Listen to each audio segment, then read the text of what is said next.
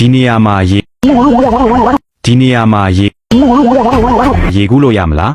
းရတာပေါ့ဒါကအီတလီကာပရီကျွန်းကလိုင်ကူလေးပင်လယ်ရေတွေကအထဲကိုစီးဝင်ပြီးအလင်းပြန်တော့အိမ်မက်ဆန်ဆန်သမုဒ္ဒရာပြာရောင်တောက်ပန်နေတာကမ္ဘာအမွေနေရာတွေကတခုပေါ့အဓိကကတော့အကူတက်ဖို့ပဲလိုတာခြေထောက်ရှိရင်ကူးလို့ရပြီဒီနေရာမှာရေကူးလို့ရမလားရတာပေါ့ဗျာဒါကအမိုးဖွင့်အမိုးပိတ်ချိတ်ဆက်ထားတဲ့နမေကြီးရေကန်ကြီးလေခလုတ်လေးတစ်ချက်နှိပ်လိုက်တာနဲ့အပြင်ဘက်ကိုတန်းရောက်သွားပြီးရှုခင်းတွေကြည့်ရင်ရှယ်ကူးယုံပဲစိတ်ပန်းပြေလုံးလို့နှက်ပြေရောက်သွားသလိုခံစားရလိမ့်မယ်ဒီနေရာမှာရေကူးလို့ရမလားအမလေးလုံးဝမသွားနဲ့ဦးဒါကမိပိတ်ထားတဲ့ရေကူးကန်ကြီးလေတကန်လုံးမောင်မိနေတာကျွမ်းကျင်တဲ့သူမပါပဲတယောက်တည်းစင်ကူးရင်တော့ပြဿနာတက်ဖို့ရာခိုင်နှုန်းက100ပဲအနေရလေပဲကအမြင့်ဆုံးပဲနော်ဒီနေရာမှာရေကူးလို့ရမလားအသက်နဲ့တော့မနောက်ပါနဲ့ဒါကအဆုံးမရှိနှလာတဲ့ကြောင်မီတွေတွေဟောင်းကြီးလေလူကြီးတွေပြောဘူးတဲ့စက္ကပုံရှိတယ်ရေကြီးရင်တိမ်နေရေစိမ့်ရင်နဲ့တယ်ရေမင်းရင်တော့6နဲ့ကြီးပဲတဲ့ဆင်းသွားရင်ပြန်တက်လာဖို့မလွယ်ဘူးဒီနေရာမှာရေကူးလို့ရမလားအသက်ကိုနှက်မျောရင်မကူးပါနဲ့ဒီလောက်ရေကြီးရေရှမ်းဖြစ်နေတာကိုစင်ကူးမလို့လားရေအောက်မှာလည်းအမိုက်တရိုက်တွေအပြည့်ကံပေါင်နာရဲ့နေရင်တောင်ဝဲတဲ့မျောပါသွားမတက်ပဲဒီနေရာမှာရေကူးလို့ရမလား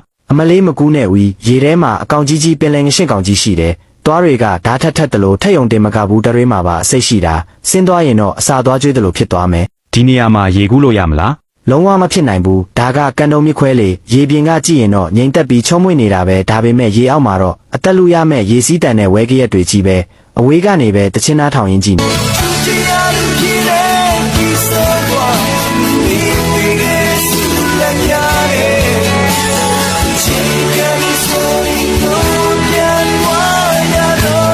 ရေကူးလို့ရလာ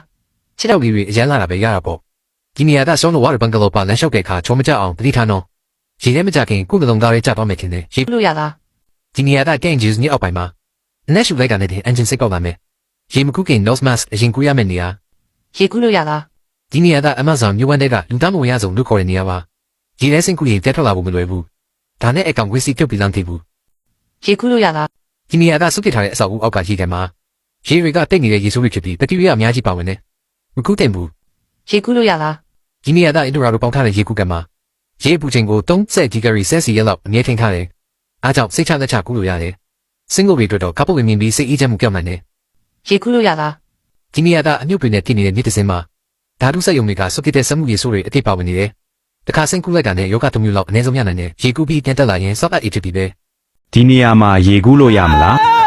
ဒါကကနာရရေအိုင်လေးကဘာပေါ်မှာတခုတည်းသောတဲကနာရတဲ့ကရေချိုအိုင်မို့လို့ရှယ်ကူးလို့ရတယ်ဒီနေရာမှာရေကူးလို့ရမလားဒါကတော့ဆွစ်ဇာလန်ကဇူးရည်ရေအိုင်ပဲကူးလို့ရတာပေါ့ရေကဘလောက်တောင်ကြည်လင်တန်ရှင်းလဲဆိုရင်တောက်ရည်အဆင့်တောင်ရှိတယ်ဒီနေရာမှာရေကူးလို့ရမလားဒါကနွားနို့ရေအိုင်နဲ့ရေရဲ့အေကာလိုင်းတက်ကအရန်ပြင်းလို့အရေပြားကိုပြင်းပြင်းထန်ထန်လောင်စေနိုင်တယ်လုံးဝဆင်မကူးနဲ့ဒီနေရာမှာရေကူးလို့ရမလားဒါကနာချွန်ရေအိုင်လေးအထဲဆင်းသွားတာနဲ့ခန္ဓာကိုယ်တစ်ခုလုံးကြောက်ဖြစ်ရုပ်ကျွင်းချက်ချင်းပြောင်းသွားလိမ့်မယ်ဆင်မကူးနဲ့နော်ဒီနေရာမှာရေကူးလို့ရမလားဒါကနေဒါကလူဝရေအိုင်နဲ့ရေခဲမြစ်တွေအကြီးပျော်ပြီးဖြစ်လာတဲ့ရေအိုင်မို့လို့ကူးလို့တော့ရတယ်ဒါပေမဲ့ရေကရေခဲတစ်တာတဲ့ကရေထက်တောင်အေးတာနော်ဒီနေရာမှာရေကူးလို့ရမလားဒါကတော့လူကူရေအိုင်ပဲရေအောက်ထဲမှာအနက်ဆုံး6ကြီးတွေနဲ့အသက်အန္တရာယ်ရှိတဲ့ဝဲရည်စီးကြောင်းတွေရှိလို့လုံးဝမကူးနဲ့အရန်အန္တရာယ်များတယ်ဒီနေရာမှာရေကူးလို့ရမလားဒါကတော့ဆာလာဖာရေအိုင်လေးတက်ရှိတွေအတွက်လုံးဝတားမြစ်နေမြေပဲဆင်းသွားရင်တော့နှက်ပြီမဟုတ်ရင်ငရဲပြီရောက်သွားလိမ့်မယ်လုံးဝသွားမကူးနဲ့ဒီနေရာမှာရေကူးလို့ရမလာ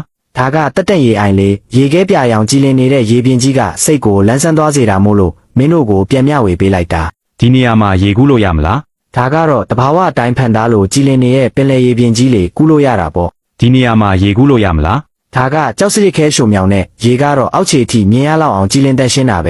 ဒါပေမဲ့ရေကူးတဲ့အခါရေအောက်ထဲကိုတော့တတိထားဦးကူးလို့တော့ရပါတယ်ဒီနေရာမှာရေကူးလို့ရမလားဒါကစမ်းချမ်းချောင်းလေတောင်ပေါ်ကစီးကျလာတဲ့စိတ်ဆန်းရေမို့လို့တန်ရှင်းမှုကအမတ်ပြပဲရေငုပ်ဖို့နဲ့ရေကူးဖို့အတွက်တော့ကွက်တီပဲဒီနေရာမှာရေကူးလို့ရမလားဒါကတော့ကြည်နံစိတ်ဆန်းရေလေသူကတဘာဝကေဟာစနစ်စိတ်ဆန်းရေမျိုးစားမို့လို့ဒီလိုတဘာဝမြစ်ချောင်းတွေထဲမှာရေကူးတာကိုတင်းတင်းကြပ်ကြပ်တားမြစ်ထားတယ်လုံးဝဆင်မကူးရဘူးဒီမှာရေကူးလို့ရလားကိုမရဘူးသေးလေးဒါကမိန်လာတန့်စင်တဲ့ကန်ကြီးနော်ရေထဲမှာယောဂပိုးမွားနေအပြည့်ရှိနေပြီးတော့ထိမိတာနဲ့တင်ယောဂပိုးကူးစက်ခံရပါလိမ့်မယ်ဒီမှာရောရေကူးလို့ရလားကိုဒါကစားငံအိုင်တစ်ခုပါသူ့ရဲ့အလားပါအောင်မှာလဲစားမခံပါနဲ့ဒီလိုစားတတ်အလိုများတဲ့ရေကန်ထဲမှာလုံးဝကူးလို့မရပါဘူးဒီမှာရောရေကူးလို့ရလားကိုဒါကဂင်္ဂါမြင့်အောက်ပိုင်းဖြစ်ပါတယ်စုပုံနေတဲ့အမိုက်တွေကဂျူပီတာကျော်ရဲ့အမြင့်နဲ့ပြင်ပုံတထောင်လို့ဖြစ်နေပါတယ်အဲ့ဒီကိုသွားလို့မရပါဘူး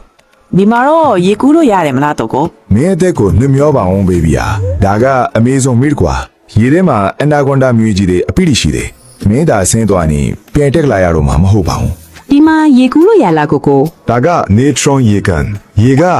alkaline ဓာတ်အလွန်ပြင်းပါတယ်သူ့အနာကဘယ်အသက်ရှိမဆိုကြောက်တုံးအဖြစ်ပြောင်းနေသွားပါလိမ့်မယ် ဒီမှာရောရေကူးလို့ရလားကိုကို ဒါကတော့လိုင်းကြီးတဲ့နေရာတစ်ခု AMR လိုင်းကြီးတွေကမင်းကိုဝါမျိုးသွားပါလိမ့်မယ်ဒါကလိုင်းစီးတဲ့သူတွေအတွက်ပဲပို့ပြီးဆင်းသွားပါလေ ဒီမှာတော့ရေကူးရလားကိုကို မေးရဘူးတဲ့လေဒါကရေမရှိတဲ့ကုန်းချုပ်ရေကူးကန်ကြီးပါဆင်းသွားရင်တော့မြေကြီးပဲပလုတ်ပလောင်စားရပါလိမ့်မယ် ဒီနေရာမှာရေကူးလို့ရမလားလုံးဝမရပါဘူးမသွားပါနဲ့အပေါ်ရန်ကြည့်ရင်တော့ရေတိမ်မဲ့ထင်ရပေမဲ့တကယ်တော့ရေကူးမဲ့သူရဲ့အရက်ထက်တောင်ပိုနှက်ပါတယ်ဒီနေရာမှာရေကူးလို့ရမလားဒါကတော့အမိုးကအောက်ကရှုံရီချိုးကန်ပါရေကူးလို့ရပေမဲ့တတိတော်ထားပါခမရဲ့တငယ်ချင်းကအဲ့ဒီထဲမှာလေးလဲထားလို့ပါဒီနေရာမှာရေကူးလို့ရမလားဒါကတော့ဆယ်လီမူလိတ်ဆယ်လမိုလိတ်ပါဒီကန်ထဲမှာရေခဲချုံပုတ်တွေပြည့်ရှိနေပါတယ်အောက်ကိုဆင်းသွားရင်တော့တကူလုံးပုံးပဲ့တန်ရာတွေနဲ့ပူးထွက်သွားပါလိမ့်မယ်ဒီနေရာမှာရေကူးလို့ရမလားဒါကတော့အိုင်ဂျင်အဂျင်မီတောင်ကန်ပါကမ္ဘာအကြီးဆုံး sulfuric acid sulfuric acid ကန်ကြီးပေါ်အောက်ကိုဆင်းသွားရင်တော့အယိုးတောင်မကျန်အောင်တိုက်စားသွားပါလိမ့်မယ်ဒီနေရာမှာရေကူးလို့ရမလားဒါကတော့စင်ကာပူနိုင်ငံကဝဲကန် vortex ဖို့ပါအောက်ကိုဆင်းသွားပြီးရင်တော့ဝဲကန်နဲ့အတူလိုက်လည်နေမှာပါဒီနေရာမှာရေကူးလို့ရမလား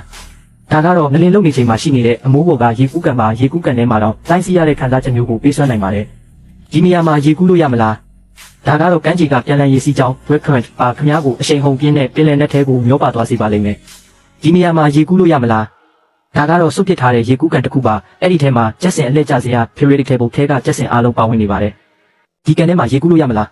းဒါကတော့ဘီဝါကန်လက်ပေဝါပါရေချုံငါးတွေအများကြီးရှိပါတယ်ရေကူးရင်းနဲ့ငါးတွေစီကနေအနှစ်ခံတဲ့ရတာကိုတော့ခံစားနိုင်ပါသေးတယ်ဒီကန်ထဲမှာရေကူးလို့ရမလားဒါကတော့ဂျီနီဗာကန်လက်ကျန်ကပါရေကူးလို့ရပါတယ်ရေထုအရည်သွေးကအရန်ကောင်းလို့တိုက်ရိုက်ခတ်တောက်လို့တောင်ရပါတယ်ဒီကန်ထဲမှာရေကူးလို့ရမလားဒါကတော့မီချီကန်ကန်လက်မချကန်ပါရေကူးလို့ရပေမဲ့ပြန်လည်ရေစီးကြောင်း red current တွေကအရန်တန်ပါတယ်တန်ပါတယ်ယောက်ျားတစ်ယောက်ကိုတော့အလွယ်တကူမျောပါသွားစေနိုင်ပါတယ်ဒီကန်ထဲမှာရေကူးလို့ရမလားဒါကတော့အမေဇုံကန်လက်ကမဇန်ပါ30စက္ကန့်လောက်ရေကူးလိုက်တာနဲ့တင်ခင်ဗျားဟာငါးတွေအတွက်အယိုးတောင်မကျန်တဲ့ပူပေးစားစရာဖြစ်သွားနိုင်ပါတယ်ဒီကန်ထဲမှာရေကူးလို့ရမလားဒါကတော့ဘိုင်ကေကန်လက်ပဲကောက်ပါရေကူးလို့ရပေမဲ့ရေကအရန်အေးပါတယ်ရေထဲဆင်းလိုက်တာနဲ့တစ်ဆက်ဆက်တုံသွားမှာပါဒီနေရာမှာရေကူးလို့ရမလားဒါကတော့ရေခဲနေတဲ့ကန်ရည်ပြင်းတဲ့ပြင်ပါခင်ဗျားအနေနဲ့ထွက်ပေါက်ကိုရှာမတွေ့ဘူးဆိုရင်ရေကူးလို့မရပါဘူးတေးသွားပါလိမ့်မယ်ဒီနေရာမှာရေကူးလို့ရမလားဒါကတော့ဆိုင်ယန်ကန်ဆယ်ရမ်လိုက်ပါကန်ရည်ပြင်းတစ်ခုလုံးရေခဲတွေနဲ့ဖုံးလွှမ်းနေတာပါအထဲကိုဆင်းသွားရင်တော့ထိခိုက်ဒဏ်ရာရပါလိမ့်မယ်ဒီနေရာမှာရေကူးလို့ရမလားဒါကတော့ချင်းရှန်ကန်ကင်းချန်လိုက်ပါရေထဲမှာရေမော်ပင်တွေနဲ့အမိုက်တွေအပြည့်ရှိနေပါတယ်ရေမကူးဖို့အကြံပြုချင်ပါတယ်ဒီနေရာမှာရေကူးလို့ရမလားဒါကတော့ရေအောက်လိုင်းကူတစ်ခုပါကျွမ်းကျင်သူရဲ့လမ်းညွှန်မှုမပါပဲရေကူးတာမျိုးကိုတော့အားမပေးပါဘူးဒီနေရာမှာရေကူးလို့ရမလားဒါကတော့ကြောင်မီသွေးစေးကြောထားတဲ့ရေဆိုးတွေပါရေကူးလို့မရပါဘူးရေထဲမှာပြင်းထန်တဲ့ညဉ့်ညမ်းမှုတွေပါဝင်နေလို့ပါဒီနေရာမှာရေကူးလို့ရမလားဒါကတော့မီးပိတ်ထားတဲ့ရေကူးကန်မှာကြည့်ရတာအရန်ကြောက်စရာကောင်းပါတယ်ရေကူးလို့တော့ရပေမဲ့ကျွန်တော်ကတော့မရဲပါဘူးဒီနေရာမှာရေကူးလို့ရမလားဒါကတော့ရေခဲမြစ်ကရေပါနှစ်တန်းပေါင်းရာနဲ့ချီကလေးကရှိနေတဲ့ရေပေါ့ရေပူချိန်ကအရန်ကိုနှိမ့်လုံးပါတယ်သွားချင်ရင်တော့သွားပါကျွန်တော်ကတော့မသွားဘူးဒီနေရာမှာရေကူးလို့ရမလားဒါကတော့တဘာဝတွင်းထွက်ရေပါရေအောက်ထဲမှာစမ်းရေတွင်းတွေအပြည့်ပါပဲစိတ်ချလက်ချရေကူးနိုင်ပါတယ်ဒီနေရာမှာရေကူးလို့ရမလားဒါကတော့ဂူထဲကရေကန်ပါများသောအဖြစ်မြေအောက်မြင့်နဲ့ဆက်နေတတ်ပါတယ်အောက်ကိုဆင်းသွားရင်တော့ပြန်တက်လာနိုင်မှာမဟုတ်ပါဘူးဒီနေရာမှာရေကူးလို့ရမလားဒါကတော့မိုးလုံနေလုံးရေကူးကန်တစ်ခုပါရေကူးလို့ရပါတယ်ရေကဘယ်လောက်တောင်ကြည်လင်လဲဆိုရင်ရေရှိနေတာကိုတော့မမြင်ရပါဘူးဒီနေရာမှာရေကူးလို့ရမလားဒါကတော့မာရီယာနာ6ကမ်းပါမာရီယာနာ trench ပါဒီနေရာမှာရေကူးဖို့ကတော့ငါးမန်းတွေရဲ့ညစာဖြစ်ဖို့ပဲစောင့်နေလိုက်ပါဒီနေရာမှာရေကူးလို့ရမလားဒါကတော့အမေရိကန်နိုင်ငံမှာရှိတဲ့ Berryessa ကန် Lake Berryessa ပါရေကူးလို့မရပါဘူးကမ္ဘာအကြီးဆုံးရေဝဲကြီးရှိနေလို့ပါဒီနေရာမှာရေကူးလို့ရမလားဒါကတော့တားတက်ယုံကထွက်တဲ့ရေစိုးကန်မှာခင်ဗျားမှာ protein တက်လိုအပ်ချက်အသေးအတန်ဖြစ်မနေဘူးဆိုရင်တော့ရေမကူးပါနဲ့ဒီနေရာမှာရေကူးလို့ရမလာ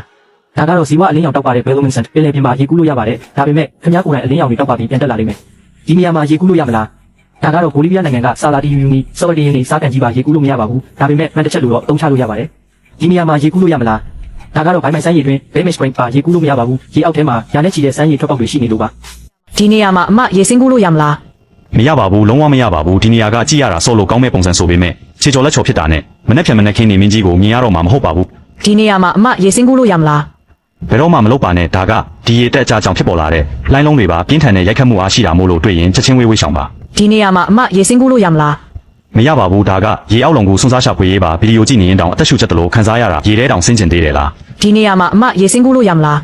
မရပါဘူးဒါကကျေးလက်ဒေတာလေကားထစ်လေကွင်းတွေတဲကလိုင်းစီးကွင်းမှာဆင်းကူးရင်မတော်တဆထိခိုက်ဒဏ်ရာရသွားနိုင်ပါတယ် ဒီနေရာမှာအမရေစင်းကူးလို့ရမလား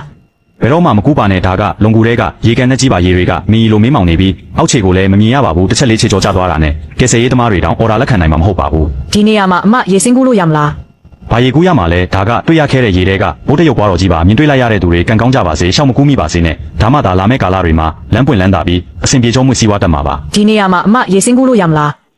မရပါဘူးဒါကအာယုံစူးဆိုင်မှုမြင်မာတဲ့စားကန်ကြီးပါပန်းတိဖြော်ရီမဟုတ်ပါဘူးနော်တိုက်စားမှုအားပြည့်ရှိလို့စင်ကူးလိုက်ရင်အသားရည်တွေအကုန်ပျက်စီးသွားပါလိမ့်မယ် ဒီနေရာမှာအမရေစင်းကူးလို့ရမလား မဟုတ်သေးပါဘူးဒီလောက်ကြီးရဲ့မိချောင်းကြီးကိုမမြင်ဘူးလားသွားကျင်သွားကျွန်တော်ကတော့မသွားဘူး ဒီနေရာမှာအမရေစင်းကူးလို့ရမလား ဒီလိုပုံစံကကြည့်ရတာတားမိုက်ပေမဲ့အနည်းလဲတားကြီးပါတယ်ကျွန်တော်တို့ကြည့်အောင်ပဲကြည့်ကြရအောင်ဘယ်တော့မှလိုက်မလုပ်ပါနဲ့